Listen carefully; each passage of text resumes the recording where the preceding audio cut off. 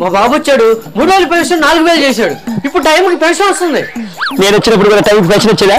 వచ్చేది, కానీ పెన్షన్ తీసుకునే వాళ్ళకి టైంకి టెన్షన్ వచ్చేది. నువ్వు పెన్షన్ ఇచ్చావో పేరెంటానికి డబ్బులు చదివించావో అర్థం కావట్లేదన్నా. సంవత్సరానికి 250 పెంచడం ఏంటన్నా? మా బాబు వచ్చాడు మళ్ళీ అన్న క్యాంటీన్ స్టార్ట్ చేస్తున్నాడు. అదే నేను వచ్చింటారా? బాబు వచ్చాడు కాబట్టి అన్న క్యాంటీన్. అదే మా అన్న వచ్చుంటే హత్యలు, కుట్రలు, దోపిడీలు అబ్బో చెప్పలేవండి బాబు. మా బాబు వచ్చాడు ఈసారి పోలవరం పూర్తి చేస్తున్నాడు. అదే నేను వచ్చింటారా? పేదోడు కడుపు కొట్టి ఇంకో 10 బ్యాలెన్స్లు పూర్తి చేసిండేవాడి. మా బాబు వచ్చాడు ఇసుక ఫ్రీగా ఇస్తున్నాడు. అదే నేను వచ్చింటారా? ఈ భూమి మీద ఇసుకే లేకుండా చేసేవాడు అన్న.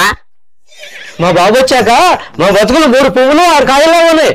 అదే నేను వచ్చింటారా? రాష్ట్రాన్ని కూడా విడగొట్టి 3 రాష్ట్రాలు 6 రాజధానులు చేసేవాడు అన్న. అందుకే మా బాబు బంగారం. మరి నేను మహాఘోరం, కానీ లక్ష్మికి తప్పదు కారాగారం. నీ చుట్టూ ఉన్న వాళ్ళు మాత్రం అరగంట గోరంట్ల దువ్వాడ అబ్బా మహాశృంగారం.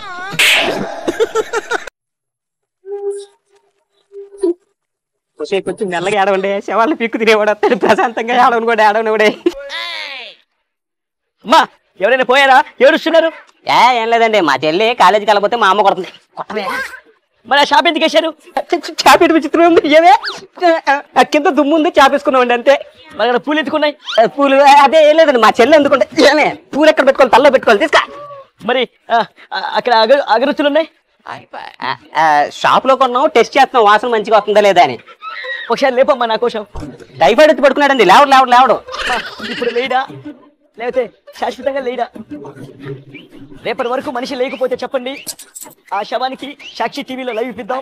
అమ్మఒడి 15,000 రూపాయల గురించి ఈ గవర్నమెంట్ ప్రశ్నిద్దాం. తల్లి మళ్ళీ ఏడుస్తుంది. లేదు నవ్వు కూడా ఏడుపు లెక్కన పడింది మా వాళ్ళది. నవ్వుతున్నావు, జోక్ చెప్పా జోకు. హలో, ఏంట్రా మైకులు పనిచేయట్లేదు? 5 సంవత్సరాలు మనమే పని చేయలేదు, ఏం పని చేస్తాయి అన్న? మీరు క్వశ్చన్లు అడిగితే నేను సమాధానం చెప్పాలా? నేను సమాధానం చెప్తే మీరు క్వశ్చన్లు అడుగుతారా? ఎలాంటి ప్రాసెస్ తో ప్రభుత్వంలో ఉండగా ప్యాలెస్ లో కూర్చుంటే ప్రాసెస్ ఏం తెలిసింది? ప్రెజర్ ఎక్కువ. ఇప్పుడు పెడతాను ప్రెస్ మీట్లు. ఈ కూటమి ప్రభుత్వంలో ఎక్కడ చూసుకున్నా అభివృద్ధి కనిపిస్తా ఉంది. ఈ గలీలో కనిపిస్తున్న అభివృద్ధి ఇది ఖచ్చితంగా ఢిల్లీలో ఉన్నటువంటి వాళ్ళ కుట్రే. ఆపన్నా, నేను ఆపను. ఈ ప్రభుత్వాన్ని ఎండగడతా. ఇలాగే మాట్లాడితే మన పార్టీ ఎండిపోద్దన్నా. ఎందుకంటరా? ఇక్కడ అభివృద్ధి కాదు, ఎక్కడ చూసినా అవినీతి కనిపిస్తుందని చెప్పాలి.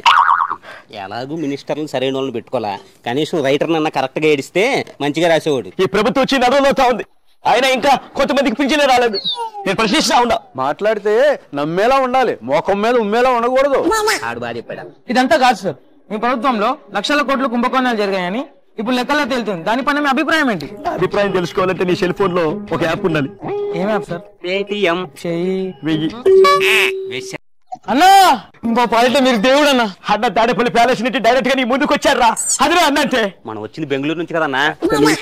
చిన్న ఎలుకలు పట్టేవాడని మొదటి దాకా చిన్న చూపు చూసేవారన్నా, కానీ మీ వల్ల ఎలుకలు పట్టడానికి ఏరోప్లేన్ లో గోవా వెళ్ళామన్నా. అంత మీ వల్ల అన్న. నాదేముందిరా, అంత దేవుడి ఆశీర్వాదం. రేయ్, ఎలకలంటే అన్నకి ఎంత అభిమానమో తెలుసా? అసలు అన్న కూడా ఒక ఎలకలంటోడే. అదేం పోలికిరా దరిద్రంగా. పర్ఫెక్ట్ పోలికన్నా. నేను చెప్తాను చూడు. ఇప్పుడు ఎలకలైతే ఇంట్లో ఏం చేస్తాయి? ఇల్లంతా గొల్ల చేస్తాయి. అన్నకు అవకాశం ఇస్తే ఏం చేశాడు? మన రాష్ట్రం మొత్తాన్ని గొల్ల చేశాడు. లక్షలు పెంచారన్న మా స్థాయిని. అంతా మీ వల్లే అన్న. మరి ప్రశాంతంగా ఉన్న ప్యాలెస్ లో ఎలకలు పంపించి మీలాంటి వాళ్ళకి ఉపాధి కల్పించి ₹1,00,000 ఇచ్చిన మహానుభావుడు రా అన్నంటే ఏం మాట్లాడుతున్నారా? 50 లక్షలు కదా సదాకి ఇచ్చింది, 49 లక్షలు వాడు దొబ్బేసి ₹1,00,000 వాళ్ళకి ఇస్తారా? మోసరా, కుట్టర్రా. మోసం గురించి నువ్వు మాట్లాడుతున్నావన్నా? అంత గొప్ప అన్న మొత్తం 1,30,00,000 కదా, 50 అటు వెళ్తే మిగతా 80.